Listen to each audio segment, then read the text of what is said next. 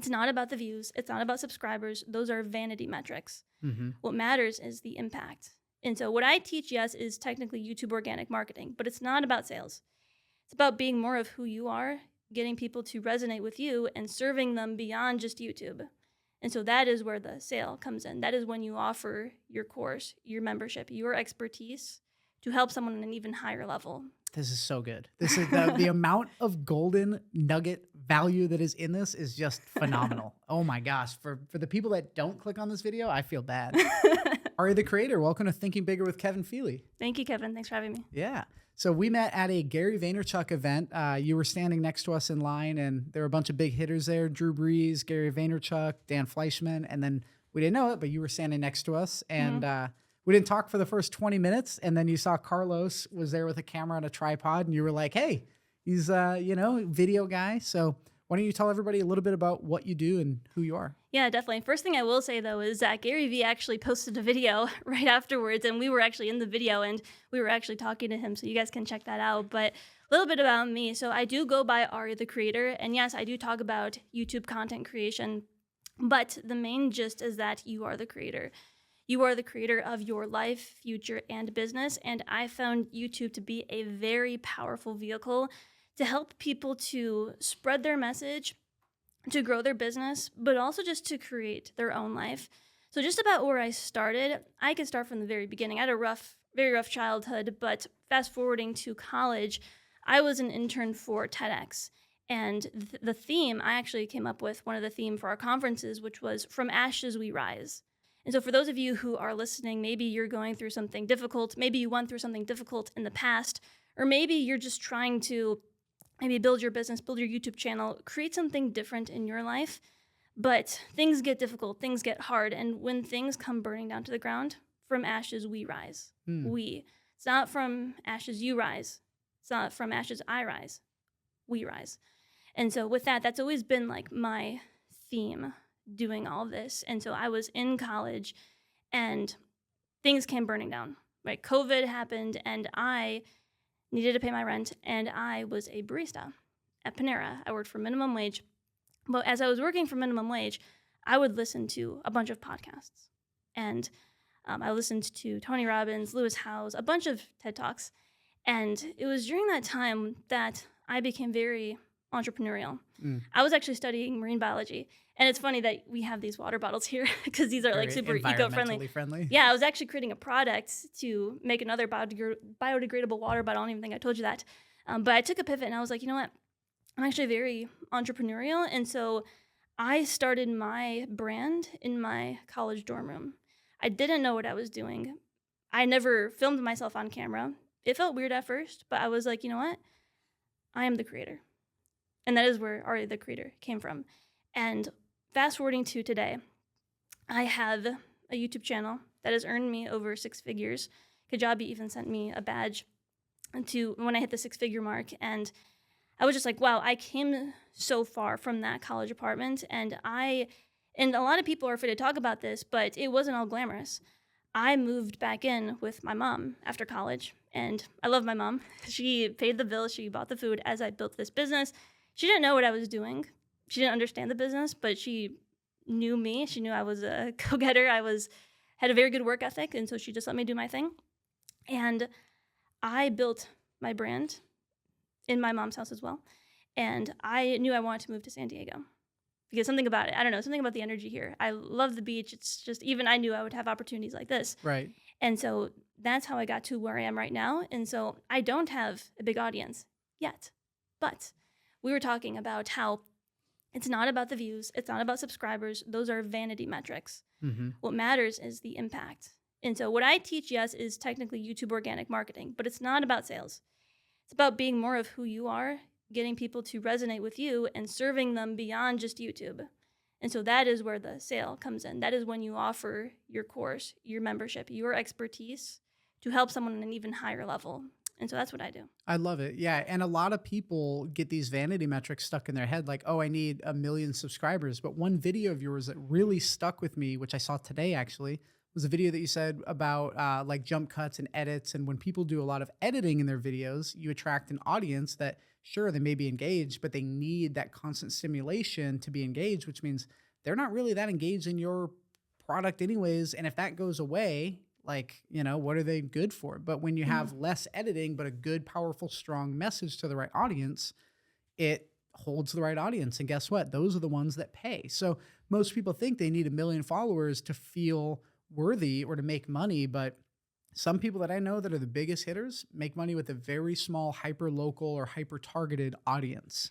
Exactly. And you're right. I'm not discouraging editing. You can absolutely have some edits here and there. There's nothing wrong with adding in B-roll, different graphics, different text. Absolutely have that. But if you need an edit every second, kind of like a Mr. Beast style, Yeah. then you are attracting people with a lower attention span. Mm. And so it's better to have quality over quantity. And I have clients with close to 1 million subscribers. One of my clients has over 700,000. However, and I just started working with him, he's not getting many sales. And so he hasn't cracked the revenue code of how do I really get people to know, like, and trust me enough to want to make this investment. And I really want all of you listening to think of it as an investment. Whatever you're offering, there is no price, there is no cost. It's an exchange. You're giving your expertise, which you've taken years, all this time to acquire, and it's in exchange for money, which is energy as well. So that's the way I want all of you to think about it. Yeah, I really like that. So if somebody's thinking about starting a YouTube channel, or maybe they've started, what are some things that maybe they can lay a good foundation with instead of putting in a lot of time and effort and not getting results because they didn't spend the time doing the foundational strategy work? Yeah, so when it comes to that, before you just dive in and build a foundation with anything, I actually do encourage people just to go broad in the beginning. I know that's not what a lot of people say, but if you're someone who's maybe you're multi-passionate, maybe you don't know exactly what you're doing, I do recommend that you experiment with different types of videos just to see what clicks. Because Steve Jobs has a really good quote, with all matters of the heart, you will know when you find it. And so when you find your thing, then you're like, this is what I'm doing. But the only way that you'll know is if you try things, because maybe you're passionate about maybe cooking, but you try to make a cooking video and you're like, I can't do this. This is my gym. And so I recommend that you experiment. And once you find your thing, then see yourself as the expert in that and start to revolve your content around that. And that doesn't mean, like, let's say you do pick cooking, you just got to talk about cooking. You can mention you can make it a personal brand. And from there, what I recommend is posting consistently on that topic. Solve a problem for a particular person, and then you could take the steps of getting clear on your offers, making those offers to your audience, onboarding clients, all that, getting onto podcasts as well. Yeah, right. So how do people make money on YouTube? I mean, I know that there's Google AdSense or whatever it is now where you get actual, for all the ads that are shown on your website, you get a small cut of the fee. But how else? I mean, you have courses, you have memberships, you have other things you can sell. Where would you suggest if somebody wants to make this a career and they want to get started relatively quick where they can make some money? How do they do that?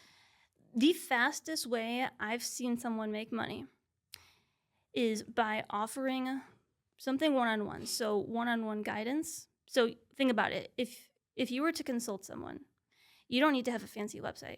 You don't even need to have a big YouTube library of content. All you need to have is really a calendar link and a Zoom link and a way for someone to make the investment to pay you. So that is the fastest way. If you are the expert in something, then you can offer that. Because think about it, you are many steps ahead of other people. And it's funny because sometimes we think of something as ordinary, but to others it is extraordinary. And so you need to think, like, how can I help someone? Like, what have I mastered? What do I know? It could be even something as simple as playing piano. Something as simple as that. There's a lot of different ways. That is the one that I've seen be the fastest, but there's other ones. So just to list them out, there's brand sponsorships. So you can get sponsored by another brand. You do not need a big audience for that. I have a friend who has about 300 subscribers, and she's getting sponsored by brands. Right. There's also affiliate marketing. Sorry, what niche is she in? She is in the feminine niche. So she has like different lotions. Got it. So it's product. Yes, it's product, like hair products, skin products. Yeah. And that makes sense, right? Because an audience is searching out certain things to solve a problem, and the product can be the solution to the problem. Yeah. So she goes to San Diego State, and she's attracting like a lot of like sorority girls, 20-year-olds who, want these products. So it's a perfect fit. Sure. And so there's affiliate marketing as well. There is making your own courses. There's memberships. There's consulting, as I mentioned. Yes, there are ads. That's a whole rabbit hole in itself. But Yep. there are people who are making money from the ad platforms. So YouTube does pay you commission when they play ads on your videos. And that one's good. However, I've seen that that's not sustainable revenue unless you're getting like Millions of views. Yeah. Yeah, and that depends on everyone's monthly expenses. Yeah. Mm-hmm. Right. So yeah, it's funny because I've been posting on YouTube for over 2 years and we're just now getting through the monetization limits. We're like going to pass it in the next couple of weeks, but then it's like, then you're only making a couple bucks per video, but then it really picks up. But so my podcast, let's talk about that for a minute, right? Like the podcast is good. I know the content is good. But as we've talked about what I've learned from you and why I know that you're such a badass at this, you're so good at this, is because you're able to look at what we're doing and you do channel reviews on your YouTube channel, which we're going to link below. Go follow her. And if you have a YouTube channel, have her do a breakdown of your channel live on her show. But you did a breakdown of mine. And one thing that you brought up about my podcast was the thumbnail and title, right? You had mentioned that, look, the things that matter the most are first the thumbnail, then the title, and then the first things that they watch in the video. Can you kind of talk about how that's so important? Because I think that a lot of people jump to getting a good camera and maybe having decent editing, but then they don't really think of the thumbnail or the title, which is the most important, right? Mm-hmm. Yeah, so to answer that, people need to realize that they're not so much working with an algorithm. They are working with human psychology, because the algorithm understands the psychology of a viewer on YouTube, and they are going to favor that. And so when it comes to YouTube, psychologically, when someone opens up YouTube, whether they're opening up the homepage or they're searching for something, the first thing that's going to catch their attention is the thumbnail, because it's visual, it's colorful, there's so many, so it stands out. So the first part is the thumbnail. And then you want to have a good thumbnail and title combination, because the brain will look at the thumbnail, and then if it's appealing, it will then read the title. And so for the title, you actually want two components in that. You want something that's search-based, something with keywords that your target audience is typing in, but you also want to have a level of intrigue. So for example, I have this one video on my channel that says, I chased my entrepreneurial dreams. This is what happened. And so I was targeting a broader audience, but entrepreneurial, that's a keyword. Mm-hmm. And so this is what happened. It's like, oh, what happened? Click. And then they watch. Got it. And so YouTube only cares about two things. Do people click and do people watch? They will click because of, yes, the thumbnail, yes, the title, but also if the topic is of interest. There's a fourth one too, to establish an emotional connection. So if I like Kevin, and I just see a picture of his face, there's no text or anything, but I want to reconnect with Kevin, I'm going to click on the video. Right. So that's one piece. Do people click? Now, the other piece is, do people watch? Let's say you get a bunch of people clicking your video. Let's say you nail those first four pieces. If nobody's watching your video, people are clicking off after the first 10 seconds because you didn't hook them in, then YouTube's not going to push it out. So it really comes down to making good content. It sounds so simple, but once you master making good content and holding attention, getting people to engage, you've nailed it. So when it comes down to like picking a content type to put out, what do you have to say about people? Like for me, right? Like I know that content is really good, but without the strategy, you kind of just are shooting in the dark. So we have the podcast. I started out shooting a variety of content like interviews, podcasting, all over the board, but then also shooting videos like, here's how to make money online. Here's how to do this. And really my audience is just, if somebody clicked and subscribed and then they saw my next video, it was just, why would I do that? It's like, just didn't make sense. So for somebody to figure out what they should post, right? Like, I know I want to do YouTube. I know that X is my thing, but what do I post? How do I get this message out there? That's a really good question. And so there does come a point when you do want to be known as the expert in something, because I mentioned in the beginning that, yes, you want to go broad in the beginning to understand, okay, what do I like? What's the content style that I like? It's funny because at that Gary Vee event, if you remember, he was like play around with different formats. He was like, if all your videos look exactly the same, Yeah. it's time to change it up. Yeah. So if all your videos are And they're against not a white wall, performing, right? yeah, Like, if they're all against a white wall, change it up. Maybe try your hands. Maybe try filming videos in the car. Some of mine are super raw and unedited at the beach. yep. And so that format can be flexible, but you still want there to be just something that you're known for. Like when people think of Kevin, what do you want them to think of? Yeah. And so that's when you niche down. So I said, go broad at first, but then niche down. Once you become known, the expert in something, then you can go broad again. So let's think of someone like, let's say Lewis Howes. Sure. He was super niched. In the beginning, he was talking about LinkedIn. He was the LinkedIn guy. Really? Yes. I don't know I if you knew did that. not know that. Mhm. I just know him from just podcasting. He was all about LinkedIn. However, when people started to subscribe to him, when he had an audience and people didn't just want to know about LinkedIn, they liked Lewis. Because Then he played professional football in Canada and he did a bunch of stuff. So yeah, he did a bunch of stuff. yeah. But he was able to go broad because he was known as something. And now he could talk about anything. Right. He could talk about any topic, health, wealth, finances, relationships, anything.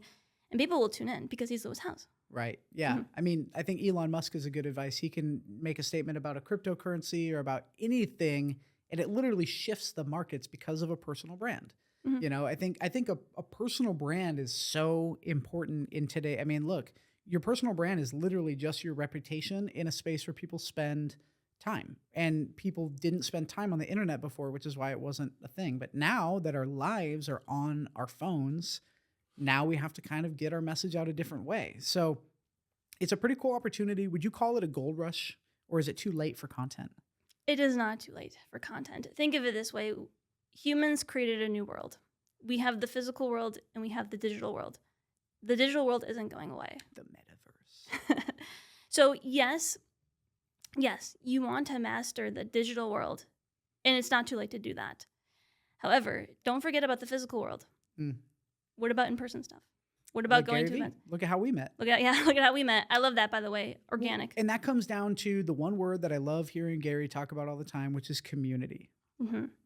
So how do you build a community? You know, how do you drive not just people to watch the video, but then to engage on the video, to leave comments, and then to go to other platforms and then start to create literally your own ecosystem. Like Gary Vee posted online, and I know my friend Jeff, who hosted the event, posted about it a few days before, but it wasn't like a heavily marketed event.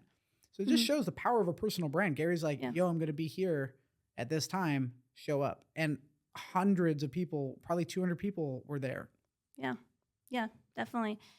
Yeah, so with that, how do you get people to engage with you? It really comes down to, and we were talking about this a little bit beforehand, it does come to just getting people to resonate with you, the person. A lot of people on YouTube, they're stuck in what I call left brain delivery mode. Oh, I got to follow this script. I need to, give this information, and it's all left brain. But they're forgetting the other elements. And by left brain, you mean like structured, orderly, logical, non-creative. non-creative, technical. Okay. The right brain is more fluid, more creative, more you. It's funny, one time I got on a consultation with this gentleman, and he was like, I want to teach people how to live their best life, how to be happy. We're on a Zoom. And I watched his videos. He was never smiling. But when I was talking to him in person, he was funny, he was smiling, and I'm just like, you need to be this way in your content. And the light bulb went off, and he was like, you're right. And so to get people connected to you and your personal brand, you need to be more yourself. Right. And again, that's why I go by Ari the Creator, because it really is, yes, it's a content creation journey, but it's also a personal development journey. It's being more of who you are. I think a lot of people are a watered down version of themselves. Yes. Online, you're saying? Or Just on in video? general. Just in general. Okay. Like maybe they've been Like how they present themselves to other people, or? Yeah, like they're a watered down version. Like maybe they've been going to a 9 to 5, and maybe they're like this super vibrant personality, but like they've been doing something that they're not passionate about, and so they're not like, Damn. yeah. That's deep. That's really deep. And it's true. Yeah. And do you think that people feel watered down?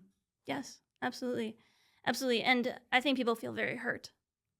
Very hurt. And I think that's the dark side of YouTube. A lot of people come to YouTube, but to hurt others, because hurt people hurt people. Like comments and stuff. Yeah, like comments and stuff. Yeah. And so those people you need to ignore. So going back to the point, to build a personal brand, you got to ignore that stuff. Let your audience do the defending for you. Ignore it. Do not let it get to you. That will destroy you. And so what you want to do is make yourself likable, but also make yourself accessible. And so, for example, I do those live channel reviews where I'm going live, I'm sharing my screen, I'm critiquing people's channels, but we're also talking in the comments if they're present. Like we're talking and I'm asking them questions and they're responding, and we're building that rapport. We're building that connection. And then if I launch something, hey, I'm doing this online event, even if I'm doing an in-person event and they can make it, Yeah. they're going to want to come. And so it's really like, it's building a relationship with people. And it's also being able to sustain it. Sometimes we fall off the track with our consistency. I know I did. Like I visited home about 2 weeks ago and I wanted to be present with my grandparents because, they're getting older. And so I wasn't as consistent on YouTube, but it's okay because you always fall off the track, but you always got to get back on track. Right. And I think that's where a lot of people get stuck in left brain. They think, oh, I need to be perfect. If I don't post every Monday at 3 p.m., the algorithm is going to punish me. That's not the case. Okay, good. Mm-hmm. Yeah, because the thing is with our podcasting, we see people shoot podcasts, and they're like, hey, every Wednesday at 9 a.m. Central or whatever, right? And I'm like, fuck, like, do we need to do that? Or because I just kind of shoot them whenever we have a good conversation, Yeah, and you can absolutely still be consistent. YouTube is like a show. So if it's like, oh, every Wednesday at 9, then it's like, oh, I always know to tune in. I'm just saying, don't beat yourself up. Yeah. If you can't make that deadline. But at the same time, you got to have some kind of consistency, right? Yes. Like if you stop posting for 6 months and then wonder why your channel's not growing much, unless you got a pop in video. But yeah, okay, cool. So if somebody's just getting started on YouTube, is camera and mic really important, lighting important, or should they just start putting out content? Yeah, that's a really good question. So you do want to have decent audio, you want to have a decent lighting, and you want to have a decent camera because people will click off of a video if they can't understand it, they can't see you. And so you do want to have a degree of that, but do you need to go out and spend money on this fancy microphone? No. The camera in your pocket likely works well. If it doesn't, if maybe it's damaged, then yes, you can invest in even just like a simple little microphone on Amazon. I think mine was like $12. Yeah, but and it's good good. actually. Yeah. I was watching one of your videos where you had the lavalier mic. That was $12. I was like, hey, that audio is really good. Yeah, people get really lost in those details of, oh, fancy camera, oh, fancy mic. Yep. But it's really the right brain being more of who you are, coming from a good place that will help you to help you grow a business and help you achieve your goals. So how does somebody be vulnerable? Because if you're being yourself and in any good relationship, like friendships or whatever, a breakthrough moment in a relationship is usually out of a spot of vulnerability, right? Maybe you're there for a friend in a challenging time. Maybe you experience a loss with somebody else or whatever it may be. How do you find that balance of like giving an insight and a little bit of vulnerability, but not overexposing yourself? Because I think a lot of people are afraid to get hurt by exposing themselves and being vulnerable. Yeah, that's a really good question. I'm glad that you asked because that's something that's holding a lot of people back. Like when they're on camera, it's kind of like they have this wall built up. Yeah. And what you want to do is, I always talk about on my channel, the hero's journey. And so if you don't know, there is a hero with a problem and they meet a guide who has a plan, who guides them on a journey that either leads to success or failure. Practically all the movies follow that framework. And so a lot of people on YouTube position themselves as the hero. However, what you want to do is you want to position yourself as the guide. And so what you want to do is you can still talk about your story of, hey, like I went through these problems, this is what I've learned, but you always want to do it in a way to where you're giving insights. You're helping the viewer as well. So when you're being vulnerable, you could be like, yeah, I totally struggled with this. It was hard. However, this is where I am now, and this is my bigger mission, and this is how I'm helping people. And so I think when it comes to being vulnerable, I think it does come down to letting go, surrendering, letting go of the ego. We were talking about that. Letting go of the ego and just remembering, hey, I'm a human being, and I went through these problems, and it's okay, and I embrace that. Right. Like you need to really embrace that like as much as you can. God, this is so good. This is the amount of golden nugget value that is in this is just phenomenal. Oh my gosh. For the people that don't click on this video, I feel bad. Yeah. Anyways, keep going. Sorry. That's going to be in the intro for sure. Yeah. I lost my flow. Sorry. I'm sorry. That's good. It's good. It's a good intro. So vulnerability, right? People Yeah. being vulnerable. And yeah, it's funny because you mentioned that sometimes people, the camera turns on and they're a different person, which is like, if I'm hanging out with you, right, and we're having a good conversation, I'm like this, and all of a sudden I'm like this, hello. Like, people do that because they get nervous and their mind, you had brought up the ego, the mind goes somewhere else. And when I first started, it's funny, I look at the podcast from the very first episode that Donald and I shot, and we tried to keep it pretty, like ourselves, and we didn't really have any expectations, but there was still this like firmness. Like I sat like an Egyptian like cat, just like with my hands like this. And I just thought it was like so like stuffy, and I felt like I wasn't like that. But if I can see that, then other people, their first impression of me is that, Yeah. So Yeah. Yeah. I'm glad that you said that, because everyone listening, do not expect your first video to be perfect. Don't expect yourself to be this best version of you where you're perfect and you're being perfectly vulnerable, like the perfect expert. We're not striving for perfection. We're striving for imperfect action. And so what I recommend is, when you're posting your videos, like, still put them out there even if they're not perfect. But I do recommend having someone critique it for you. Someone who has your best interest, who will tell you if the video's not good, they're going to tell you this is not a good video. right. And so even myself, like, I've been doing this for a while, but I'm not perfect. I recently had one of my mentors and also my boyfriend look at some of my past videos, and they were just like, no, you're really good, but there was like just certain parts in there where they said you could have been more flowy, or you're a little stiff, or when it came to the call to action, it seemed a little bit too salesy. I was like, yeah, that's really good advice. Thank you. And so I carry that on, but I also have the opposite. Like, what was good about the video?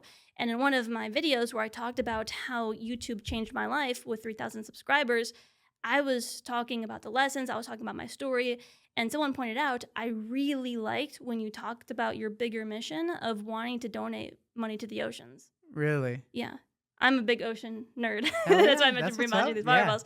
And so when someone pointed it out, oh my God, I loved that section when you were just talking about the oceans and your passion. And I even looked in my YouTube studio and there was a spike at that part. Really? Yeah. And so it works both ways.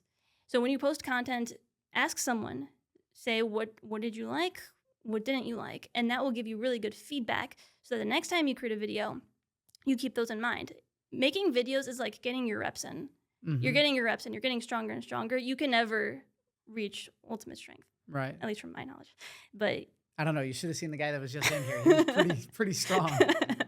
yeah, the point in the world of YouTube, you can always get better and better. Right. There's always more to do. There's always more to create. There's always more to achieve. And so that's why I see it. So all of you listening, try to find that person. Find that person who will give you honest feedback. My mom will always say, your videos are great. Thanks, Mom. Yeah, right? So you need someone who's really going to tell you how it is. Yeah, I really like that you have that kind of somebody that's standing back, because let's just use it as a reference from like baseball. If you're hitting, right, you may think that your swing is perfect, but then somebody who can stand back and maybe knows what they're talking about and knows you can say, hey, put your back foot a little further forward and make this adjustment with your hands or whatever, right? Mm-hmm. So I think that that's really important to have a coach in anything you do, whether it's YouTube, business, life, a relationship, having somebody that can objectively and honestly look from the outside in and tell you, hey, this is what I would change if I were you. But also, you said looking at the positive side too, like what'd you do well? Mm-hmm. Yeah, that's really good. Yeah. All right. So how long does it take to make some money on YouTube? Like, how long does it take from somebody starting to actually making money? And I know that's going to vary, but Yeah, of course that will vary. And to really give it a metric, it really comes down to, do you believe that you can make money fast? I worked with clients where they joined my coaching, my mentorship, and they said, yeah, this is great, but I don't have any goals to make money with this. Like, I'm just going to do it for fun. Like, I don't plan to make money. And so there's a quote that whether you think you can or you can't, you're right. You're right. Yeah. You're right. Yeah, I love that. Yeah. Yeah. And so if you don't think you can earn income, but also make that impact fast, you're right. You're right. But the vice versa is true. And so one of my clients, she started posting on YouTube. So she had a fresh channel when we started. And she was at 60 subscribers when she got her first $3,000 paying client from YouTube. Right. 60 subscribers. And that is because she believed it, but also she was putting out really good energy. So she had that right brain activation Yeah. combined with the left brain analytical. Click the link down below, making sure the link works, all the buttons work on the page. So she had both. Boom. Nice. Mm-hmm. So she's following a system and Yes. a formula that works. Yep. But she's also being herself. Yeah. I love that. Yeah. So I've actually seen, because YouTube, if you don't know, is the second biggest search engine. Is it And right? YouTube It's is- Google and then YouTube. Yeah. Which YouTube owned is by- second, and yes, Google. Yeah. So it's the second biggest search engine. So, for example, if you're a real estate agent, right? I've seen that successful real estate agents post videos on like what to look for when moving to Dallas or San Diego or whatever. And they're capturing people who are thinking about moving there, which then they can, have a call to action of like fill out a form, book a call, talk to my team, whatever. Right. So, what do you think about that? Yeah, that's great. And what I recommend is if you're going to use YouTube to get people on the phone, I would recommend having some type of application or some type of form for them to fill out so that you're just not getting on the phone with anyone. And so when I see that, it also shows that you respect your time, because if you just let anyone book through a calendar link, it shows, oh, like he's just giving his time away for free. Yeah. But if you have like an application, like apply for a free call or fill out this form first, it shows that you're assessing to make sure that they are a qualified lead, Right. so that you're not wasting your time. Or theirs too. If you're going to get on a call and then 5 minutes later tell them, hey, I can't help you. Yes, exactly. So it's a win-win.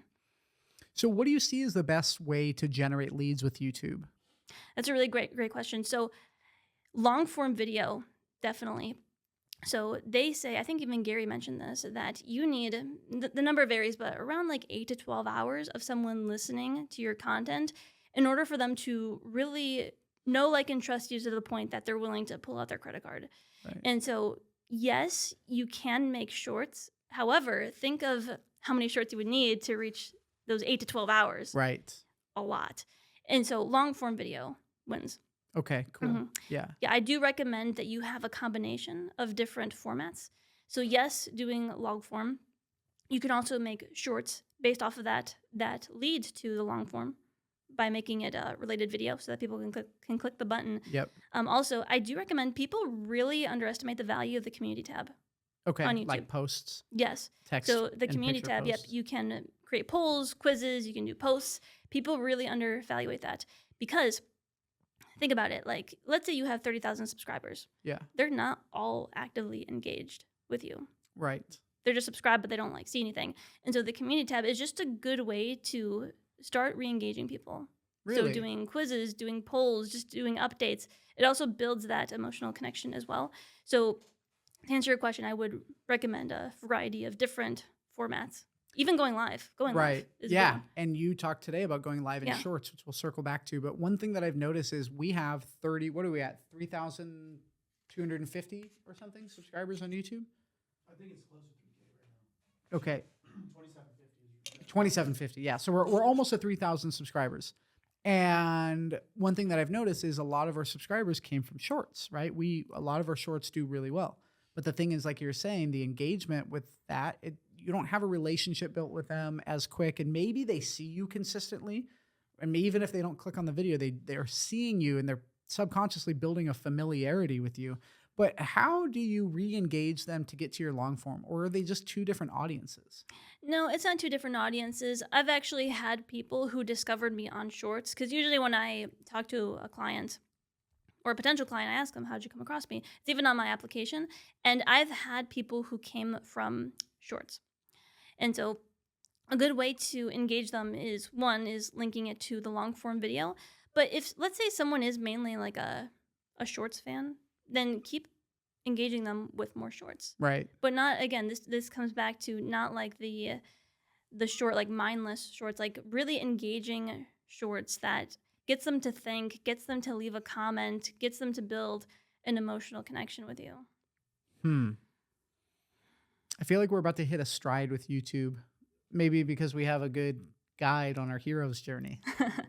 I mean, your info is so incredibly powerful, and you have a great way of like taking what's a very confusing, noisy, chaotic world and just taking out that quiet, kind of like when we turned the fan off and everything got quiet. You kind of bring this calmness to the conversation of YouTube, which is a very confusing, like, but you break it down into like the simple human psychology of it, which I come from the advertising space. I understand, like, when an ad is there, when you're running an ad and you're building an ad, the picture or whatever the creative is on the ad is going to hook them. And then the text and the first bit of the text is really important. And then you have to kind of hit their pain points and like pull them in. I don't know why I never thought of YouTube as the same thing. Like, it makes sense. Somebody is going and click, I just thought, I don't know, man, you just post and you go viral and you get lucky and, it's hit or miss and you just got to just direct action, but so if you have any tips for me right now with my channel and my audience, what tips do you have? This is a really big tip for you. And you actually might be doing this already. So you have a very big opportunity to cross-pollinate. So these people that you're bringing on, before you bring them on, and actually you're not doing this because you didn't do it with me. Okay. Before you bring people on, I would ask them, like, how do you plan to promote this to your audience after the podcast? Nice. And I would even give them like some template or some type of checklist. Like, if you have an Instagram story, post it on your Instagram story, maybe repost it on your channel. Do you have an email list? How big is it? I would bring people on who can promote you. Yeah. So that you can cross-pollinate. That is the biggest leverage that you have. Right.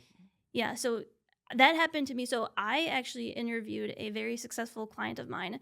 She was pregnant and she invested all her money into me. 3 weeks, she was going to have a baby. Invested all her money. She was very brave. And in that first week, we made $3,000. And then by the end of the third week, we made $10,000. And so she did a podcast, but beforehand, I was like, let's do a podcast. But I was like, but here's the plan. You're going to post it on your Instagram story. You're going to post it on your YouTube community tab. What else? You're going to send it out to your email list. And she did all of that. Yeah. And leverage. My audience grew like hundreds of subscribers in a day. Really? Yes. And she had a big channel, or She had about 15,000 subscribers. But highly engaged, it sounds Yes. like. Yes. And what's her niche? What does she do? So she helps people to move abroad and to also establish an income. So like digital nomad style. Damn, that's a good niche. Yep. And so when you do that, you have to make sure that the audiences align. I was going to say her audience aligned with mine. Yeah, that's perfect. Because digital nomads, of course, they want to do YouTube. A lot of them do. And so, but if I... And obviously you and her click, right? Because she signed up with you. So there's a level of trust. And if her audience clicks with her, they're probably going to click with you. I got so many leads. Yeah. From that. That's cool. And good leads too, I bet. Leads. Like the right, Yep. Paying me every month. Yeah. That's cool. That is my biggest piece of advice for you. Okay. Okay. So, Ari, let me ask you, how do you plan to promote this to your audience? Yes. So I have 2 Instagrams. I'll post it on there. I have a very highly engaged Facebook community because the events I went to for business, a lot of them preferred Facebook. Right. And so I will promote it on Facebook. I have an email list. I have close to 3,000 contacts. I will post it on my community tab. I can even just repost the footage on my channel as well. Sure. Yeah. We send the raw data or the raw video to everybody. So Perfect. You can take and do whatever fits your channel. There you go. All right. So thank you, by the way. So I want to dive into something. You had a situation with a YouTuber. You want to talk about that? Yeah, we can. Okay, let's talk about it. Let's name them first. What's his name? I don't think we should. Really? Yeah. Okay. No. Okay. All right. Yeah. Good. Yeah. No. So let's talk about what happened though, and I want to talk about kind of how you approached this because it was a challenge and there was some risk involved with this. So, yes. I'm glad you brought this up because the reason I'm bringing this up is, and I even created a video all about it, and Carlos will link it. It's all about how I fought false copyright claims. What happened was, and by the way, I do encourage all of you, one really good YouTube strategy is to review other products in your niche. So think of your target audience and think if they're in buying mode, they're going to be looking up products to try to solve their problem. And so this can be physical products. This can even be books that you review.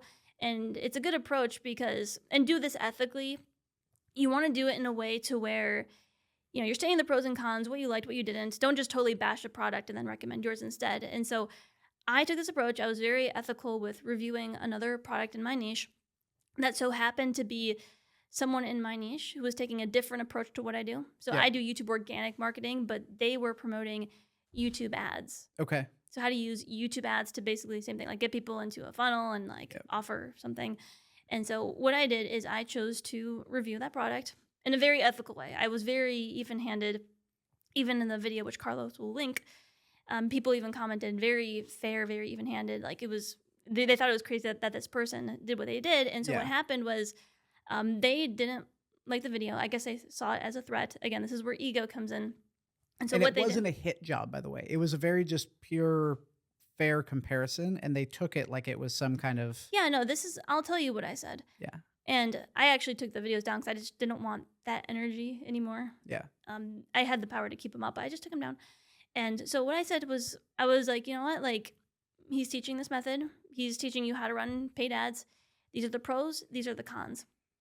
If this is something you want to do, go for it. Because the method I teach isn't for everyone. I show how to make organic content, how to build an audience. Yes, it takes time. These are the cons. It can take some time, trial and error, but here are the pros. I said, if you would like to take this route, you can consider his product. If you want to check out mine, if you're interested in that route, you can check out my product. And that was it. That was it. There was nothing like negative. There was no slander. There was no defamation. That was Yeah. it. And so those videos were up for even a year, and they were gaining views. They were bringing me subscribers. But what happened was, long story short, they hired someone to submit false copyright claims to my channel to get your channel shut down. to try to get my channel shut down. Motherfucker.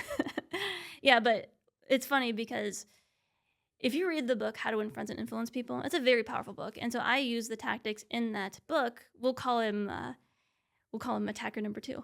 So I actually saw this attacker. I knew that they were hired for it. So I'm just like, what's up? What's going on? And they were just like, yeah, like I live in Turkey. I don't have a lot of money. They hired me and I need the money to pay my rent. And so I saw that person for how they were. And I just simply explained, like, and it's funny because like first they were very rude. They were like, if you don't delete the videos, like I'm gonna send bots. I'm gonna do everything in my power to attack you. You know, I will try to take down your business, blah, blah, blah, all these terrible things.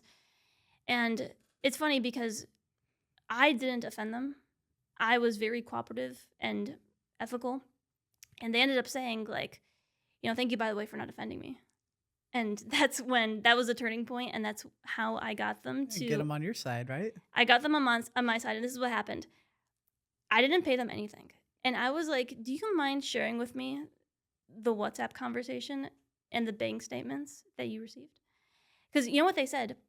They said, thank you for not offending me. If there's anything that I can do for you, let me know. Yeah. And so I was like, yes, send me the bank statements, send me the WhatsApp conversation. And so I actually directly emailed the person behind it, the person whose product I reviewed. Yep. I emailed him with the summary. I was like, listen, I have the WhatsApp conversation. I have the bank statements. And I also knew, I guess they hired their buddy to hire someone. And I was like, I also see that this other person was behind this. If you don't stop, I am going to take legal action and I am going to expose you. And they didn't respond. And and that just showed me, like, I have more balls. Yeah. You know? It's a good feeling. Yeah, no, it is a good feeling. They didn't respond, and I would have, like, we could have just had a mature conversation, but Yeah. they chose this route, and that just shows me this gentleman is actually my age. He's my age, and yes, he's making a lot of money. He's earning over 7 figures from this product. Yep. But that's not sustainable because he is damaging his reputation. Yep. He is selling this product to people who it's not a good fit for. Like, I'm talking people who can barely speak English. I'm talking old ladies who are a bit more gullible. And that is Yeah. how he's earning his money. It's not people who it's a fit for. He's Right. teaching how to run YouTube ads, but Yep. he's selling the idea of just with using AI, you can set up an ad and then, you know, money, it's like a money machine. Yeah. And that's not totally true. Yeah, look, if you're looking and reviewing like these courses, I think something that's really important is just looking at the logical side of it, right? Take the emotion out of it, take that side of the brain out and look at the logic and go, if this guy is telling me that he can set up a system that's going to print money, it's going to take only a little bit of money up front but no time, no energy, no nothing. Why isn't he just printing money with it? You know, like why does he, and I understand, like, you know, I have a passion for teaching and this and that. look at the logic. The guy is all about money, obviously. Why is this guy not going hard on this system? Why is he just sharing it out of the goodness for his heart? You know, Yeah. this system will make you millions, but he'll sell it to you for $8,000 or $5,000 or 2,000. You know, like Mhm. bullshit. Like follow your gut. Like if something seems off, it's off. And anyways, that's my thoughts on it, and it's Yeah. so frustrating. Yeah, and that was my intention as well. I never wanted to bash him. I just wanted to help people make the best decision Yeah, for themselves and not like because what do you do when you're considering a product? You're gonna look up reviews, and I just wanted to be honest. right. I just wanted to be honest, and no, that was it. And I sent him that email, and I haven't heard anything since. And so, yeah, I mean, now I get to share it with all of you, so that you all can carry the lessons. So you mentioned the book "How to Win Friends and Influence People," and actually, Jeff Fenster, who we went to the Everbowl event with Gary Vee, Jeff Fenster wrote a book, and it's called "The Relationship Bank Account," which is a very similar principle where it just talks about like whenever you're meeting with somebody, you're either depositing or withdrawing into your social bank account between that person. So try to always make deposits, and eventually you can make a withdrawal if you need, but it's not going to feel like you're taking from them. You know, that's just kind of overarching principle of it. But how to win friends and influence people is kind of the roots of that idea. And it's basic human psychology of, well, you describe what you got from the book. What do you think? Yeah, so it's funny because that was actually one of the first books I read about personal development. It was actually my second. The first one was Awaken the Giant Within by Tony Robbins, and Yeah. that was the second one. So I actually read that in high school. And that one, the biggest takeaway that I had was just really how to look at the other person's perspective, how to try to understand the way that they're thinking, and try to compromise based on their interests. And also just don't judge too quickly. Like try to put yourself in their shoes and then put yourself back in your shoes and think how can there be like a compromise, common ground. And that's really how you win someone to your way of thinking. Yeah, I mean, and at the end of the day, people like talking about themselves, right? So when you're having a conversation with somebody, and the reason why podcasting works is people want to talk about themselves. They're happy to come on the show because the spotlight is put on them. Not saying it's always like full of ego, like, you know, but naturally we like to be uh cared about, right? So when you're talking to somebody and you can see their side and you can be empathetic and you can base things around them and not you, be what's the quote that David Meltzer always says, be more interested than interesting, I think is really, really important because you show interest in other people, genuine, not bullshit, because people can smell bullshit. But when you have a genuine interest around people, people appreciate that and the relationship grows. And I think that if everybody had that approach, we'd be in a much better space. I mean, you look at this situation with this person and you look at how you communicated with their attacker, you understood where they were and you didn't attack them back. You didn't feed it with negativity. You really brought a positive light to it. And look at how it's serving you. Yeah, and another really good book, and I talk about this in the video that is going to be linked below, but there's a really good book, and it's so funny because as this was happening, I was actually reading The Art of War by Sun Tzu, Mm. and he talks about how the person who attacks first is actually already defeated. And so that's why they attacked first. And so the person who first fights, they've actually lost already. And so you can actually, the best way to win is by not fighting back. And so that's exactly what I did. I didn't fight back. I actually showed a lot of love and compassion. Yeah. And yeah, that's how that person, saw me for me as well. And they actually said, I actually didn't want to do this. I actually really like your content, but I did need the money. Yeah. It's crazy. And so I was actually I was like, wow, like, I don't know what this person's going through, but it must be really bad, yeah. and is it still wrong? Yes. However, I still saw the person for the person. So That's funny. Yeah. One time, my friend Dan Fulkerson got his Facebook or his Instagram account hacked, and he's got like 50 something thousand followers, and he's a personal injury attorney and gets a lot of cases through his Instagram. Well, these guys got his account hacked and were trying to get it back, right? And he didn't have like 2-factor on, or I don't remember what, but he could not get his account back. And I was messaging with them and they were like saying, hey, we're going to attack your account too if you don't give us X amount of money. And I was like, just video called him, right? Like maybe he won't answer. But the guy answered. He's like this dude in like Haiti. And he's like, what's up, bro? I'm like, hey, what's up? Like, let's talk. And I tried so hard to get him like on my side, and he came so close. I'm like, bro, like, what, how was your childhood? Like, what do you really need? Like, let's talk about this. Karma, and like, brought all that. He was like, yeah, yeah, yeah. And I'm like, so you want to just give my buddy's account back? And he's like, no. And we didn't end up getting it back right away. Eventually we did, but I even sent the guy like $300 because I was Mhm. like, or 200, whatever it was. Cause I was like, well, it's a good risk. If my buddy gets it back, I'm sure he'd be happy. And it's not that I'm not going to miss the $200 that much, but, Mm. yeah, it was just so funny trying to see their side, but in this case, it did not work. Yeah, no, it didn't work, and that's a no, that's a funny story right there.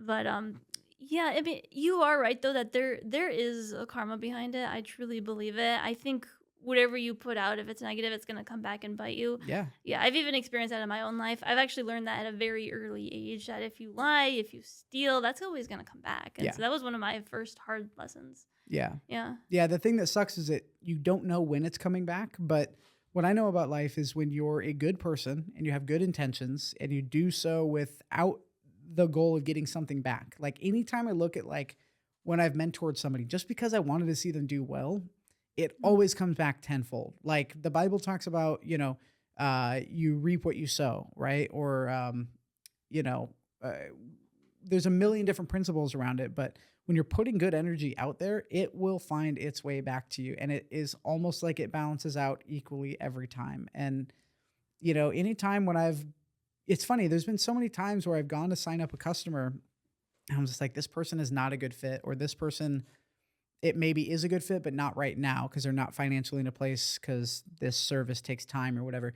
Anytime that I've taken the time to like help them and just point them in the right direction or something, one, they appreciate it, but it always seemed to come back inadvertently. Like they'll refer me to somebody, or that next day I get a surprise, invoice paid, or I don't know, just whatever, right? The universe is funny. And I think we should have good intentions no matter what. Yeah, and that actually ties back into YouTube because it applies for YouTube as well. If you're putting out good stuff, if you have good intentions, that will come back. But like you said, you don't know when, but you really do need to have that trust that it will. And sometimes you might not see it. So if you watch like the movie It's a Wonderful Life, like he ends up dying and he sees like all the impact that he's made. I believe that it's that way for YouTube as well. Like maybe when we die, we'll see like the impact that our channel has made. But one client of mine, she does her YouTube, but she also does like in-person events for her Yeah. niche. And she said that at this event, this woman came up to her and she was just like, "You saved my life because I was going through a very rough time in my life. I was suicidal, but your daily vlogs were just so cheerful and it kept me going." And she wasn't even talking about anything. She was in the knitting niche. She makes a lot of money from knitting. Yeah.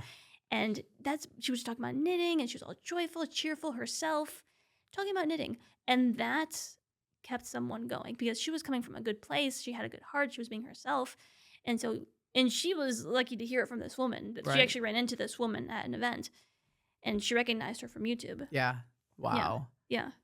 Impact. Yes. Impact. So it works both ways. If you have good intentions, it will come back. Because how fulfilling is that? Yeah. Yeah, like, oh wow, like, and it's funny because you never know the impact of your YouTube channel. There's Right. people who just watch, they don't leave comments, but you've made an impact on them. The opposite is true. If you have bad intentions, even if you outside of YouTube, even if you try to take down someone's account, Yeah. it's going to come back. Yeah. Period. Funny. Yeah. Yeah. Good. Mhm. Well, all right. Where can people connect you? And we're going to put all of your stuff in the description. So no matter where you're watching or listening to this, go to the description. You're going to be able to find Ari the Creator and all of her links. But where should people connect with you? How do they get in touch? And maybe if they want to work with you? Yeah, so definitely check out my YouTube. I have hours of free content on there where I'm just giving value. Feel free to ask me questions in the comments, or you could even DM me on Instagram, Facebook. Just look up Ari the Creator. If you do want me to audit your YouTube channel, there's a link down below and you can sign up for free. So you can just sign up for that and I will review your channel. Currently, I have 64 people in the queue, so it might be a little bit of time before I get to yours, but I will get to it. And so you can check that out. I'm on everywhere: Instagram, Facebook, TikTok, YouTube, Ari the Creator. All right. Thank you so much for being on the podcast. Mhm. I'm so glad that we stood next to each other in line and randomly this came to be. It's just so funny how things happen. And also, if you don't start a conversation with somebody, like how many connections do you miss? You know, one of Yes. my friends used to say, Kevin, you're so lucky. You're so lucky. And when I was younger, and I was like, why? Like, I don't know. People just come into your life that want to help you and all these things. It's like, well, look at what I do and then look at what you do. Like you're kind of quiet, introverted. Not you, I'm just saying this person.